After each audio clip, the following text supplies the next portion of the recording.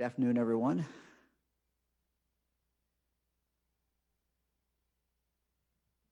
As a result of the pandemic, the state of Ohio has had to borrow money from the federal government in regard to the unemployment compensation fund. That debt at this point is about $1.46 billion. Certainly not the first time that this has occurred, and it was to be expected as we went into this pandemic.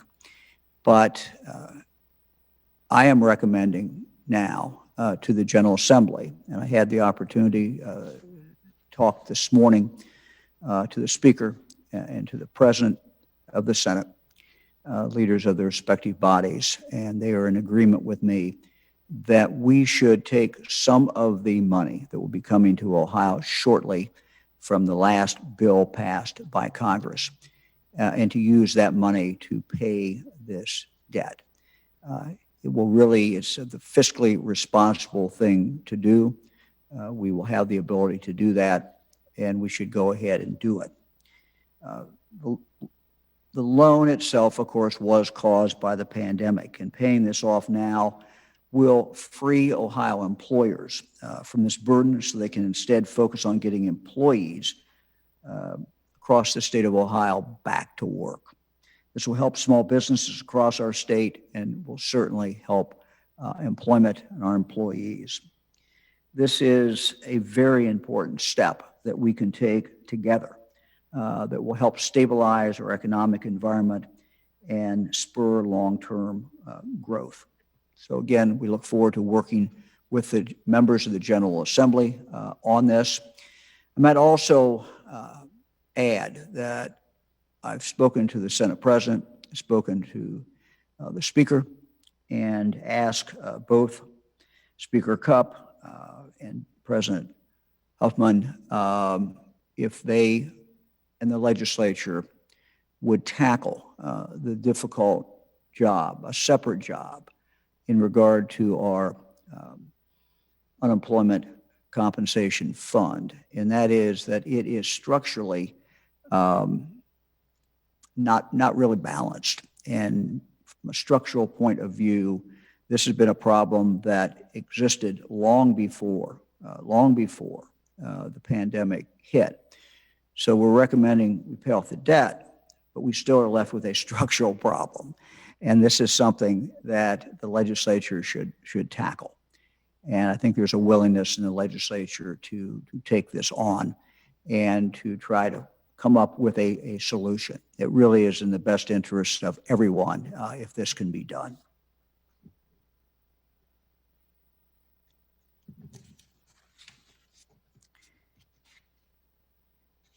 In the nature of good news, I want to take a moment to talk about our recent good news in regard to Ohio's economy. Last year, at the onset of the pandemic, we took steps in this administration to ensure that our state budget remained balanced and stable. We froze state government spending. We stopped hiring additional employees. In fact, we've seen the number of employees as a result of that go down significantly. And we saved money by refinancing our state bonds.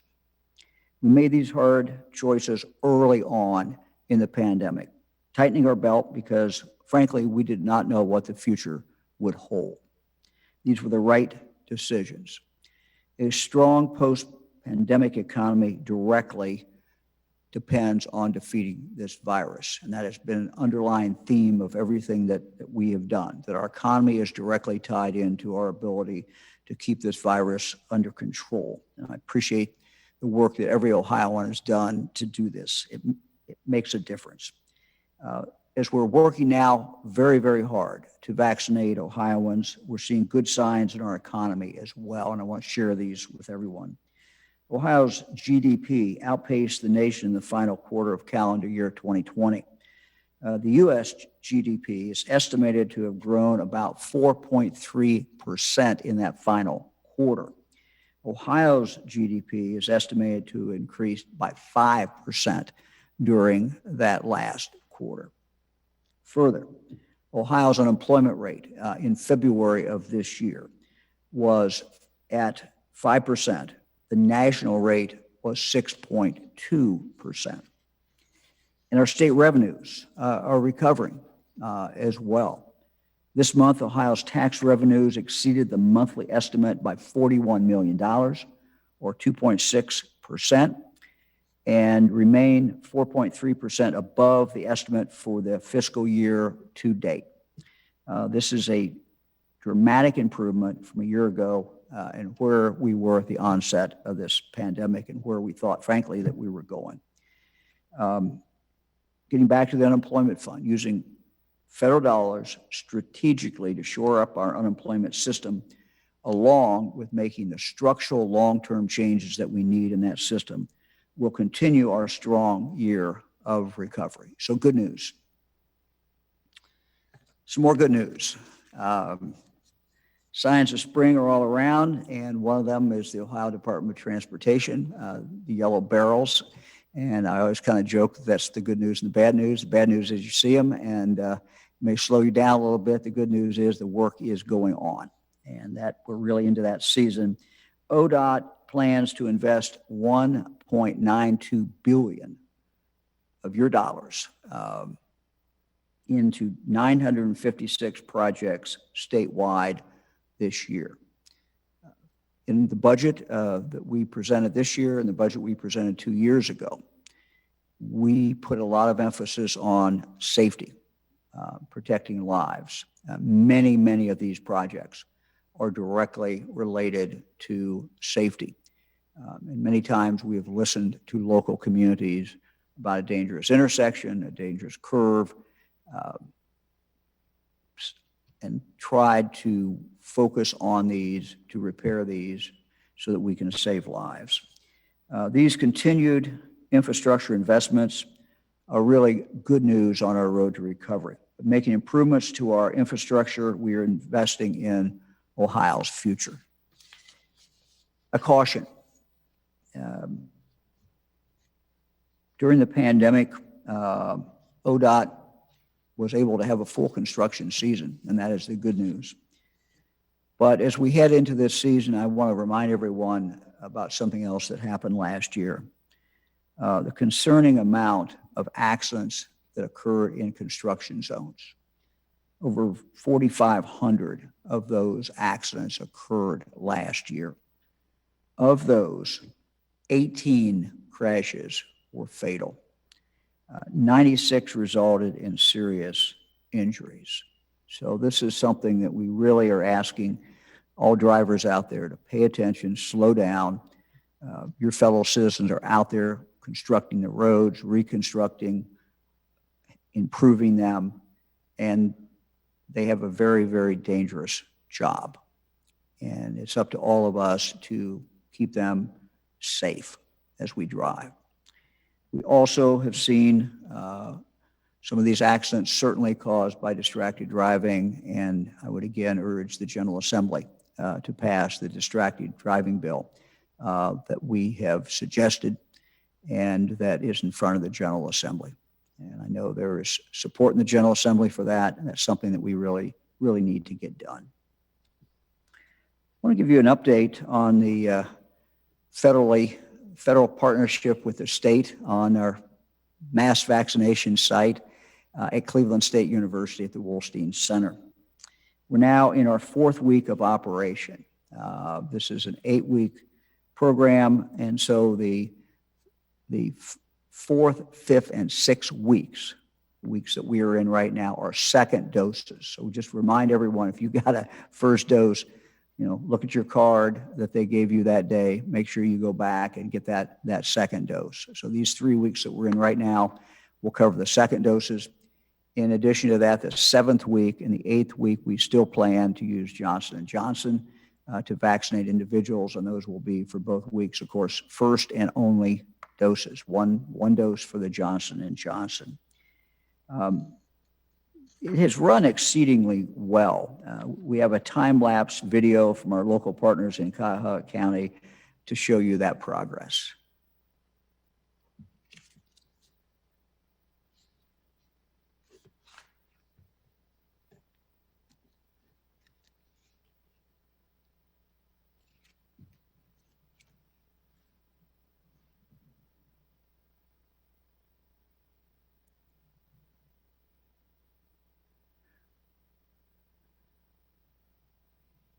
Eric, thank you very much for running that.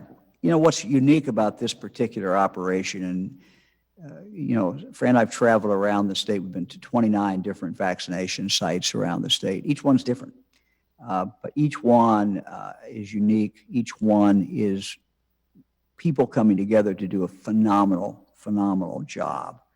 My understanding is there's no other FEMA mass vaccination site in the country that does it this way.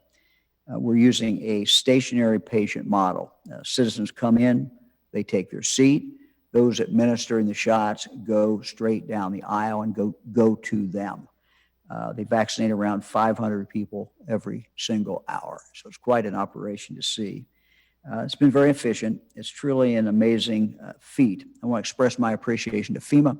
I want to express my appreciation to the Department of Defense, the Ohio National Guard, certainly Cleveland State University, and all of our local partners who have really worked so very hard to make this work. We appreciate that very much. Again, as we head into this week back to the Wolstein Center, we're in the week of second doses. We again would remind everyone to please make sure they get those second doses. There are many other locations across the state offering vaccinations. We're at about 1,300, and that does not include the different mass vaccination sites. So many sites across the state. You can visit Get the Shot, coronavirus.ohio.gov. Again, that's gettheshot.coronavirus.ohio.gov to look for open appointments at other mass vaccination clinics or at one of Ohio's 1,300 local providers. You can also call 833-427-5634 for scheduling help. Someone would help you schedule. 833-427-5634 for scheduling help. This week marks the second week that vaccine eligibility in Ohio has been open to all Ohioans 16 years of age and older. As we look towards next week, our administration is continuing our efforts to closely monitor vaccine allocations, make changes, make adjustments as necessary, and continue initiatives to help keep uptake of the vaccine high, which is what we really need to continue our battle against COVID-19. We found, for example, this week we had some of the health departments who said, don't send us any. We still have some from last week. We appreciate knowing that. We want to make sure these vaccines do not sit. So we're reallocating some of these to other places where the demand is certainly higher. I want to talk about three other ways today about how we can increase vaccinations. And it really is taking the vaccinations to people and making it even more convenient. Beginning this coming Monday, our providers may partner with other organizations to hold closed pod vaccination clinics with those organizations. For example, it might be a church, it might be a labor union, it might be a business who wants to vaccinate their members in one location or two or three locations, depending on if it's a company that has maybe different locations. And so that partnering can start on Monday. And we know there's a real desire to do that. I've got calls myself, so I know many businesses and labor unions and others are interested in doing that. So we have really encouraged people to do this. A couple examples, Nestle, with locations in Northeast Ohio, Central Ohio, and Southwest Ohio, has partnered with Discount Drug Mart to provide vaccinations for their employees at these different facilities. GE Aviation in Cincinnati area has also partnered with the local health system to provide vaccines for its employees. So many examples of that. We also know that vaccine providers themselves are making plans to vaccinate their own employees, and some have already started. So it might be the local pharmacy that's vaccinating their own employees. It might be Kroger that's vaccinating their thousands and thousands of employees across the state. So we continue to encourage employers and other organizations to reach out to your local health department and vaccine providers to set up these vaccination clinics. Also, vaccine providers, local health departments, we ask them to be proactive and reach out to your local employers. In fact, in the counties where we have seen the demand maybe go down a little bit, we really have encouraged the health departments to go out and reach out to employers in their community so we can continue to get shots in arms. These clinics that are being put together will make a big difference in helping us get more Ohioans vaccinated. We will add, we're in the process of surveying all 1,300 providers and asking them which ones want to be considered to partner with companies or other entities that might want to do a closed pod. And so once we get the results back, we'll make that, we'll publish that, and that will be available so employers will know, who in their area, what provider might be interested in doing this. Second, we continue to encourage health departments to reach out to local high schools. We have 16, 17, 18 sometimes year-old young people who are in school, and we really would like to get as many of them vaccinated as possible. They obviously have to have a permission slip. Those who are 16, 17 have to have a permission slip from their parents. But we're already seeing this start to happen. A great example of this was the Columbus Public Health Department and Nationwide Children's Hospital reaching out and coming together with two of our high schools in Worthington as well as in Westerville. And there are pictures in the paper the other day of those shots occurring. The third way we want to increase this. This week we began providing vaccinations to providers partnering with our public and private colleges, universities, in order to vaccinate students who want to get vaccinated. This will be a multi-week process. Many of our smaller, our liberal arts schools will have received all of their vaccine this week, and they will, we hope, get those shots in arms. And so that's moving along very, very, very well. Some of our bigger schools, it will take multiple weeks, obviously, to be able to vaccinate all the students in their student body who want to get vaccinated. So again, we encourage our students to take advantage of this opportunity.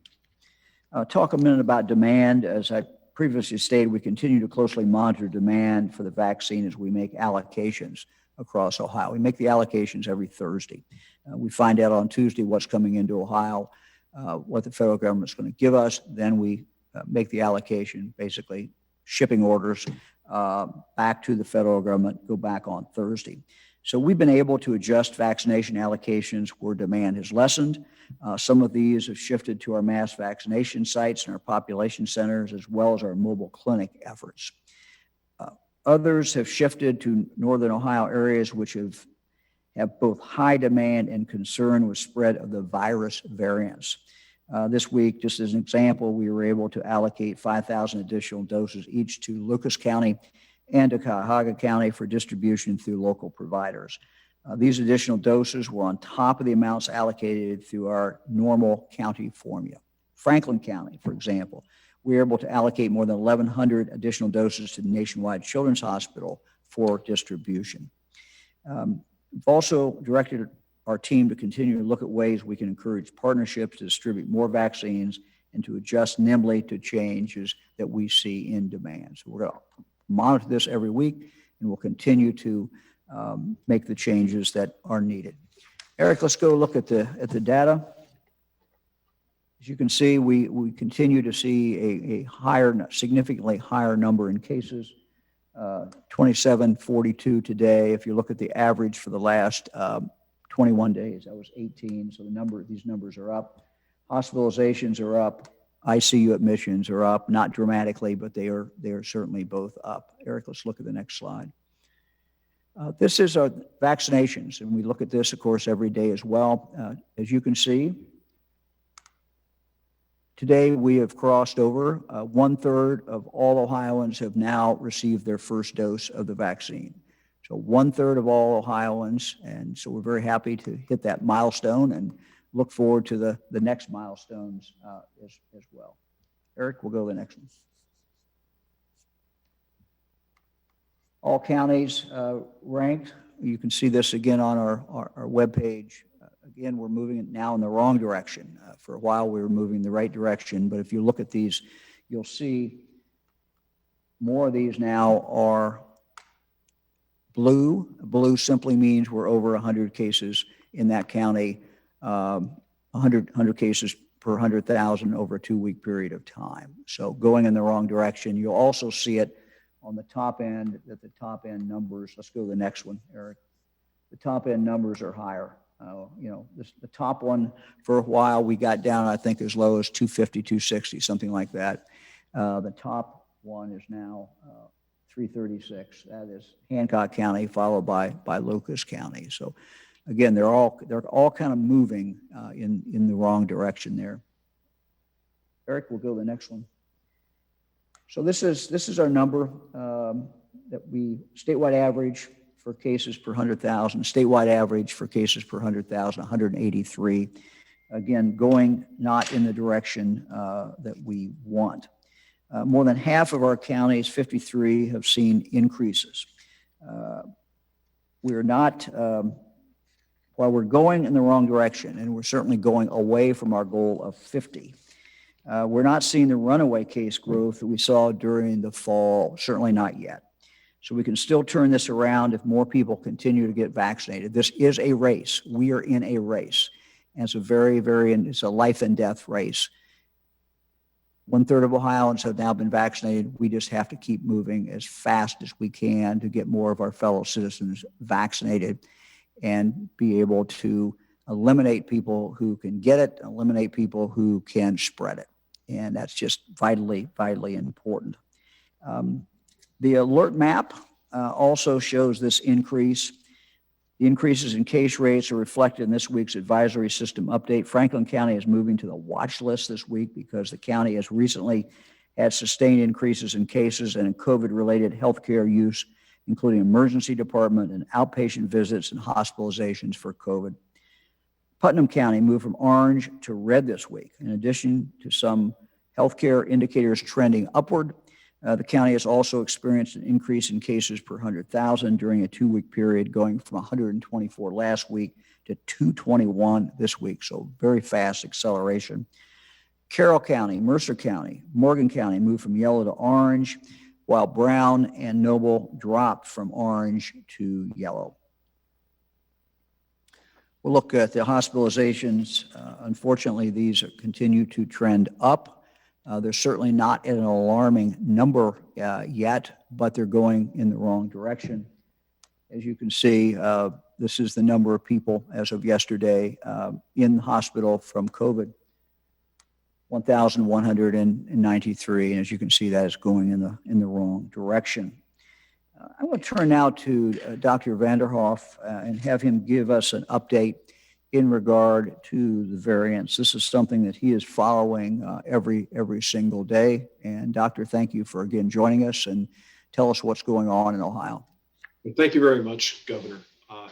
As we progress into April, it's clear that Ohio and the nation are enduring yet another wave of COVID-19. But as you noted, this time it's being driven by the new variants of the original virus. As you highlighted, we're seeing this in the numbers. Our 2-week average of cases per 100,000 up over 180. Our testing positivity rate back above 4%. Our concurrent hospitalization number at 1193, which is, by the way, close to where we were all the way back at the beginning of March. And our variant numbers continue to grow. In addition, evidence continues to mount that B117, along with other variants, is not only more contagious, it's also more deadly. Here in Ohio, B117 and the 2 California variants, B1427 and 1429, account for more than 95% of our variant detections. And B117 alone, which really seems to have been the variant driving the wave both nationally and in Michigan, accounts for the lion's share of our total.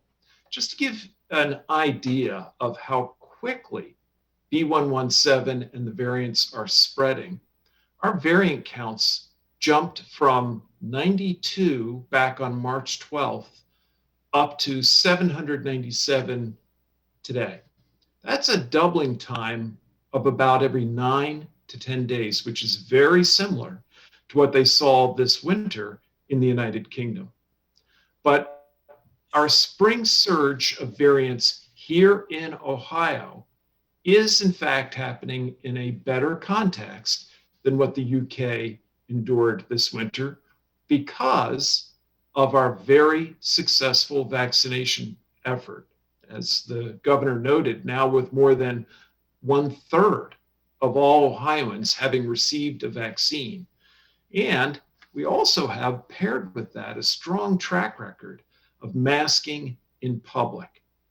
Now, on top of that, we also have increasingly good news about our vaccines and their ability to provide immunity that's not only long lasting, but also holds up very well against variants. So, as the governor noted, Ohio remains in a very important race against the virus and its variants, and variants that are now more deadly, and we know from other parts of the world spread like wildfire.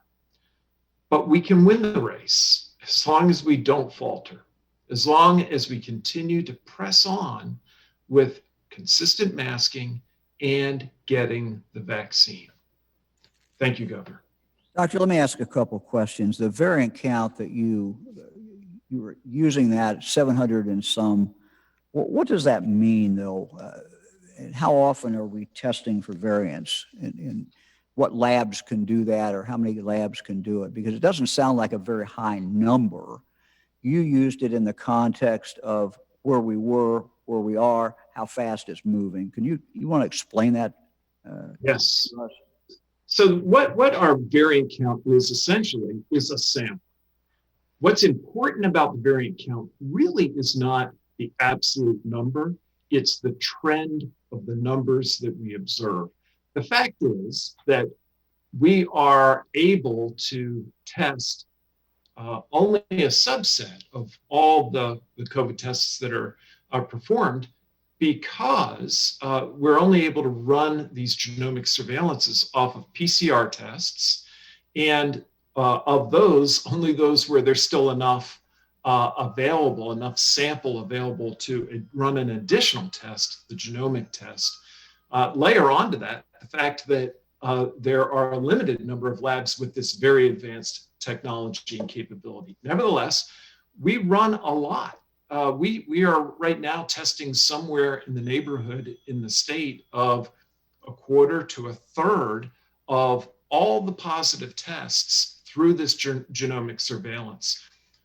But everyone in the country, as they're looking at these numbers, it does not look at them in terms of the absolute number of variants, but rather as an indicator of what proportion of activity is being driven by the variants. And what these numbers tell me is we have a sizable portion of the activity that this virus is engaged in that now is being driven by these variants. And I am confident that we will see more and more. And quite frankly, I think within the next couple of weeks, the variant will be the virus that we are dealing with.